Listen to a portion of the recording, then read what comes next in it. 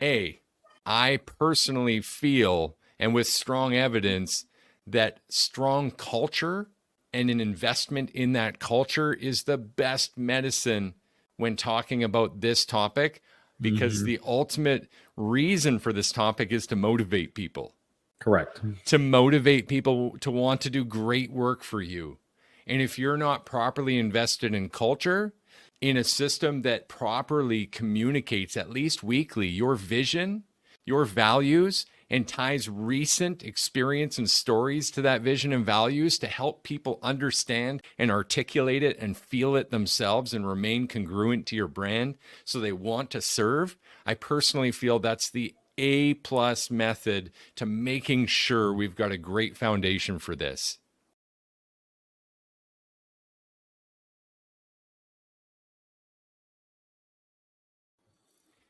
Hello, hello, hello, and welcome back to yet another episode of Electricpreneurs Secrets, the Electricians Podcast. And this is episode 229, Understanding Performance Pay and Bonus Structures and all the convoluted payment options around that. I'm sure you've been thinking about this. We've been thinking about this. We keep getting asked. We decided to break down a bit of what we know on the topic here today. I'm your host, Clay Newmeyer. With me, as always, my esteemed co-host, Joseph Lucani, and we're the Electricpreneurs, just a couple of master electricians with business addictions. And this is your freemium coach call. The admission for this is to sit back in the hot seat, take everything we give, and just promise to take action and report those wins back to us as we help you master your sales, simplify your pricing, and deliver premium level electrical service. Joseph, how are you doing today, brother? Man, I'm feeling great. I was gonna say I almost come to predict your hello, hello, hello, and I just love when it's right on the cadence that I think it's gonna be at. It's just like a satisfying feeling. I'm feeling real great today, man. What about you? Yeah, good. Most people don't know this, but for Christmas, Joe actually got me a hello, hello, hello shirt. Canadian Customs denied it. They sent it back to America, to his house. So he put that on for me on Christmas and did a little video. It was quite hilarious to see Joseph doing the hello, hello, hello, and I'm wearing your Christmas gift. Yeah, it's the Because craziest thing, right, man? Like, I literally sent you a box of stuff, and they said it was an insufficient description of items. And I'm like, it's a shirt. It says hello, hello, hello on it. That's yeah. exactly what it said. Like, where is what in Canada made them decide that that was not an acceptable present? But hey, You know what I the live. problem was? What was it? All Canadian products need to also have a French translation. Oh, I thought it was because I didn't make it out of flannel. Needed to be flannel and plaid and have French version on the back. There you Then go. customs would have cleared it. You offended someone, brother. Otherwise, I'm doing good. I don't have any Christmas gifts. What can I say? Well, hey, is it going to be people online can hold me to this? Is that when we're going to come and I'm going to come see you in Canada, we're going to have an event on me, or we're going to have an experience on me. Okay. Difficult topic today. Here's why I say difficult. There's a lot of different ways to slice this one up. Mm-hmm. And it wouldn't actually be fair of us to say that we've experienced all the ways. So, from a humble point of view, we've got a good friend who we've consulted with once in a while and can't wait for a conversation with Danny. But ultimately, we're going to share our experience of what we have as a foundation for understanding performance pay and bonus structures today to help guide you guys just a little bit. And I'll just kick that off with letting everyone know a few things. I personally feel, and with strong evidence, that strong culture and an investment in that culture is the best medicine when talking about this topic, because Mm-hmm. the ultimate reason for this topic is to motivate people, Correct. to motivate people to want to do great work for you.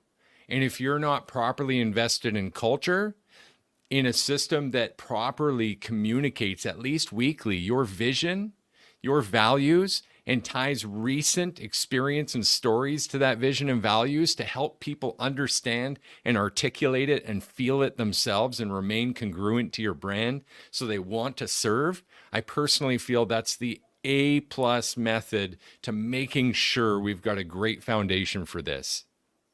Would you agree with that, Joe? I do, and I have some to add to it. Perfect. I want to double down even further on what he's saying and say that if you don't focus on culture as a primary and you're not compensating people primarily on that culture, you don't have a team of technicians. You have a team of mercenaries.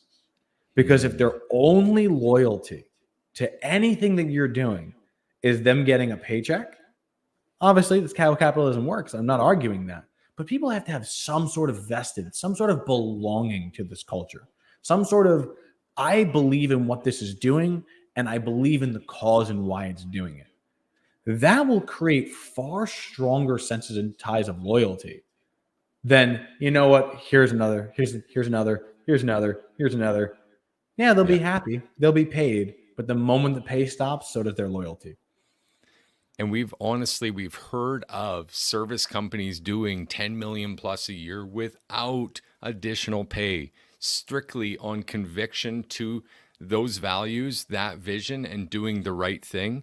And that's the right thing is the type of process that we have.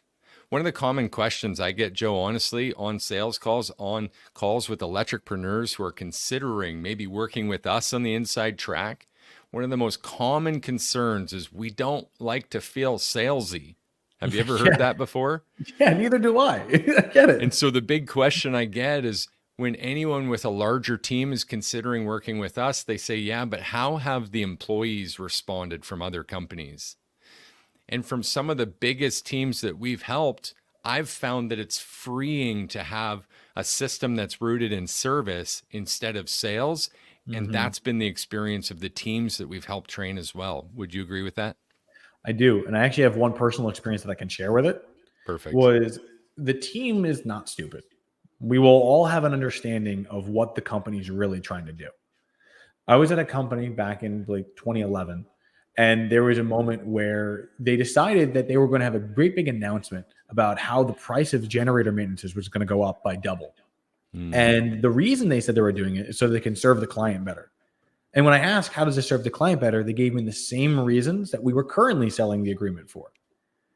So I was like, well, hold on for a second. If they're already receiving these things and we're doing a price increase to serve the client more, why are we not just giving them more or keeping the price where it is? And I was pulled aside to be like, you cannot do that. That is completely damning. You will get fired if this happens. Yikes. So the fact is that people will recognize pretty quickly. Bob Marley said you can fool some people sometimes, but you can't fool all the people all the time. So if you're going to do performance pay, do it for the right reason. One of the best, absolute best motivators in sales is belief. Belief in what? Well, it's the things we talked about, and it's the product that you present. And having a stronger culture means your salespeople also have a stronger belief in their team to represent that as well and pay it forward. Here's what happens on the other side where money actually leads culture.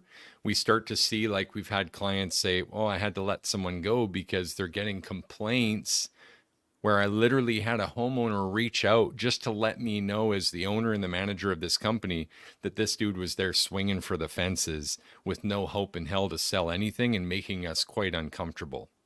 That's a reality that happens, again, when money actually leads. That's like a leading indicator of this money, or a lagging indicator of money leading the culture. And that's a really dangerous place. That aside, let's move forward with this, because what I see is there's a few simple principles to building a structure that rewards high performance and high achievement standards. I feel this is the base. Joe, you tell me if you agree. In every relationship, we either have a salary, and maybe I should correct this because performance pay would be a bit different, but a salary and or an hourly basis, which is your agreed upon standard for payment for this individual. Correct. They have to have some sort of minimum that says, if nothing happens, if I punch in and punch out, what am I obligated to for showing up? That's your base floor level.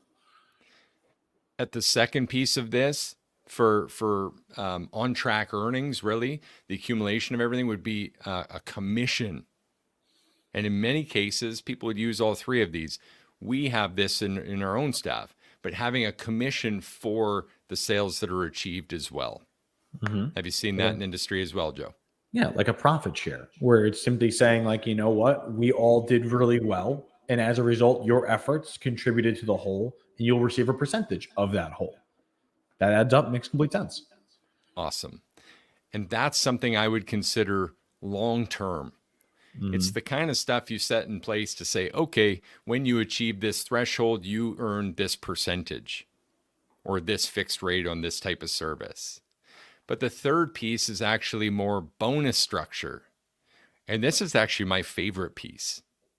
Although it's short term in nature, or could be, I consider it short term because this is the kind of thing that you can actually adapt to promote individual or group efforts that you want to see.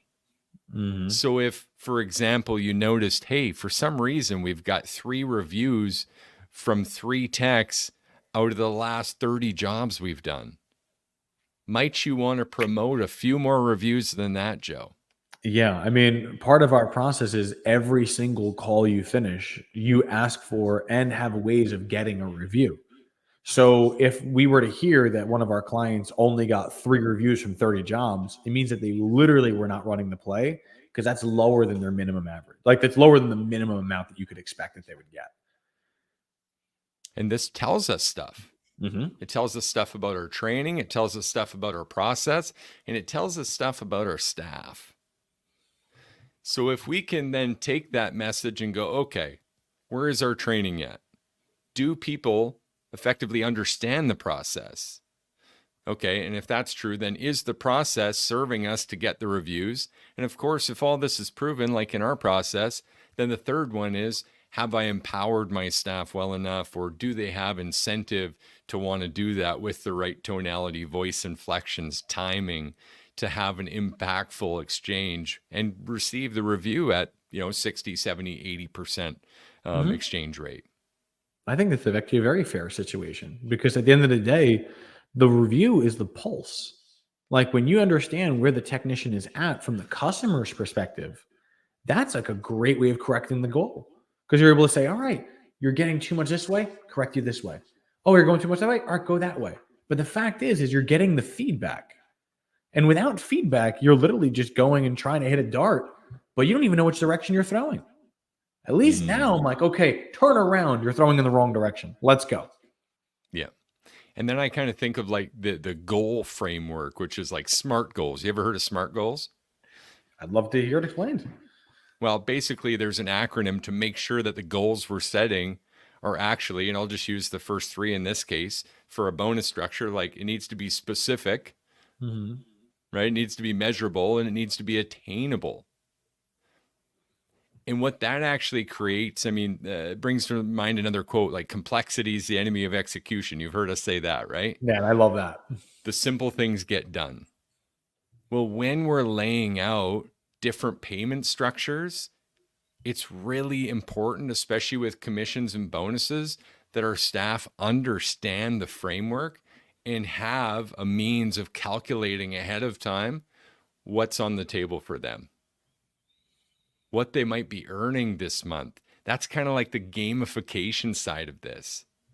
And I can see that being extremely essential, because without knowing where you're at, you don't know what kind of push is required.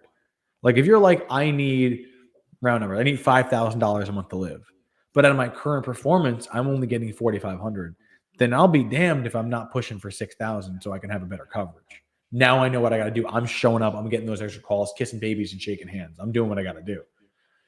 100%, man. I love that. And that's something that can be fun about the bonus side of this, those short term, encouraging the behaviors we want to see. This is very much alike training dogs, which we've talked about before, Mm-hmm. right? Any dog you've ever seen trained with repercussion, with consequence, is a dog with their tail between the legs that sometimes when you go to pet it, it wets itself on the floor. We don't want our staff like that. We don't want our team like that, because what happens long before they wet themselves on the floor, they show themselves out the door. Mm-hmm. I had no intention of making that a rhyme, Joe, but I might be a poet. I'm not sure. But you know what I mean? So this positive reinforcement, Pavlov's dog, right? Mhm. We can create different trigger, action, reward. And that's the gamification of everything around us. And that can really help to do other things too, not just reviews. I mean, what are some other areas that we've been able to bonus to help Like, out, Joe? I got you. So one of the things that sounds silly was, do you clean out your van? Now, I know some people are like, no, of course we do. Our vans get okay. Would you trust that if a customer were to walk behind your van and had the doors open, that they would either be impressed or repulsed? Because I've been in technicians' vans before. I've seen the piss jars that people keep. You know what I mean? Like, so Yuck. the fact is you can say, all right, in order for you to take a van home, you need this many amount of reviews. You need to have no high speed alerts, and you need to be able to submit for a proper inspection. Every week, we're going to make sure we check out your van. We're going to make sure the tires have air in them. We're going to make sure that everything is good. You've topped off your fluids as necessary. Your cockpit is clean. There's no garbage, and the back is clean and orderly. If you can do that, I can trust you with my property. By all means, take it home with our good graces. Yep. I love that. Great thinking, right? Mm-hmm. Great thinking. And I mean, there's other things too, like post call facts. Mm-hmm. What a valuable, it seems like the extra piece where people take this shortcut, but it is a piece of the process that we want done. Post call facts being a tool that we use to truly get a blank slate again and to assess the call we just did, put their words on the sheet, their objections, the number of options presented, to see then at the end of the week, end of the month, end of the period, how well we've stuck to that process. Mm-hmm. Now, when you're just asking someone to do this and it becomes a behavior we're trying to have learned, I mean, it becomes also a little bit, well, I would say, people get complacent on this stuff sometimes. Mm-hmm. So, could we build a bonus structure to help encourage it? The answer, of course, is yes. And why would we do that? Well, so we have better data, so we have better training, which all means better conversions in the end. So, Mm-hmm. there is a tangible impact on that too. I got to be careful of the time, brother. I see you putting a hand up. Please jump in there. I wanted to just do one thing on the post call facts Yeah. because you mentioned that people can get complacent. And I wanted to put a specific time period on that just for the audience to have a good perspective. Is that fair? Yeah. So, why would people get complacent? The only reason that usually happens is, imagine the busy season spike where you're doing the post call facts, but you're closing on such a high consistency, either A, because you're following our process, or B, because people are literally telling you to shut up and take their money. So as a result, you don't need your process to sell, in your opinion. You're closing deals regardless just by showing up. As a result, you wouldn't need to do the post call facts because, hey, screw it. I'm making all the sales. I'm closing everything. Why do I need to evaluate myself? Mm-hmm. But then when winter comes and now the season drops off, you having those post call facts is your way of saying, I stayed sharp and I was practicing for the real game. And the real game starts in September when the drive starts to go down. But I was on the process all the months prior. So where everyone else is going to drop off because they were selling from the hip, I have a process that I was true to the heart. And I sell from the heart now with effective tools. Absolutely. Yeah. Valid point, man. Super powerful. Because the time's running low and there is something else we need to fit in this episode, clearly there's more to this, but we actually are going to draw on more experience to help you guys out with a deeper understanding of this in time.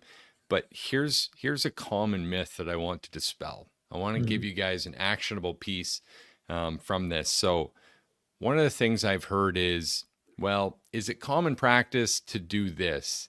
Would it be common practice to increase someone's salary or move them from hourly to salary, or would that undermine our performance pay? And the questions around that begin to suggest and imply that it would be incorrect of us to want to increase someone's salary or Mhm. hourly pay based on that first category, the agreement of the body of work. Like, you come to work and do your standard operating procedures, you run the play for this amount. All performance aside, this is you. What I want to change here is just this feeling of like, well, if everyone's doing it this way, or if someone says I can't do it this way, like, let's get rid of all that, because the same thing happens with your pricing. Mm-hmm. And pricing's where I want to draw from here. Okay. And so what happens in market that we see all the time is people even come to us and say, well, I can't charge more than $110 an hour. Yet everyone in our group is between $350 and $650 an hour.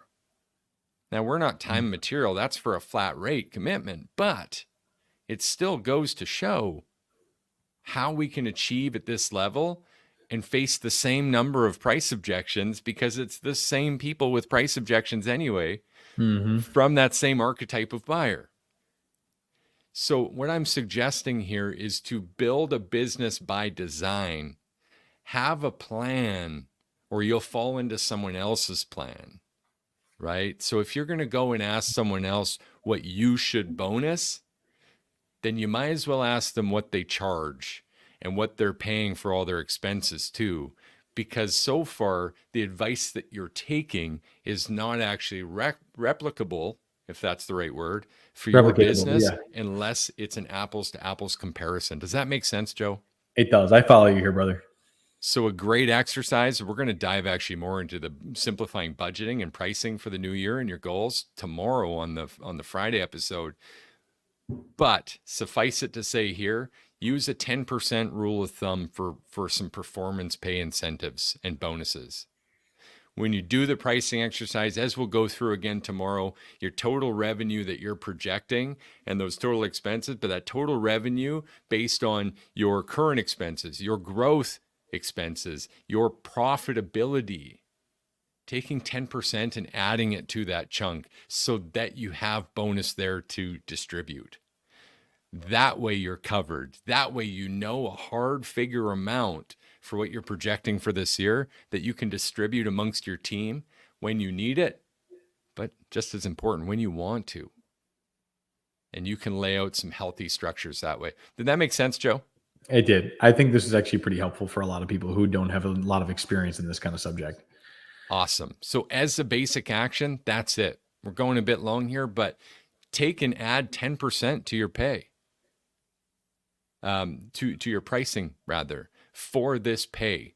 That way you can begin to design a structure in your business that makes sense for you, your techs, and keeps everyone on the same page. Of course, leading with culture first. Joe, do you have an all-star for us, brother? I can work on that. I don't have anything top of mind, but what comes to mind is whenever we're talking about performance pay, that really I want to understand and push that if we're going to go down this route, it needs to be not just a way for you to try to get more from your techs, but instead as a way that you can encourage them to give more. I love I that. don't want to do performance pay because it's, oh, this is the most efficient way of collecting our margin. But if you did performance pay to encourage them to serve your client at a higher level, then that will be the culture focus. And with the culture focus being of service rather than tight margins, your team will start to pick up why you're doing what you're doing. Make sure it's for the right reason. Don't make money your prime motivator. Just make it a little bonus on top. Guys, Amen. this has been episode 229, short and sweet on understanding performance pay and bonus structures. I know we've given some great fruit to begin with, including again, I cannot stress, keep it simple and keep culture your priority.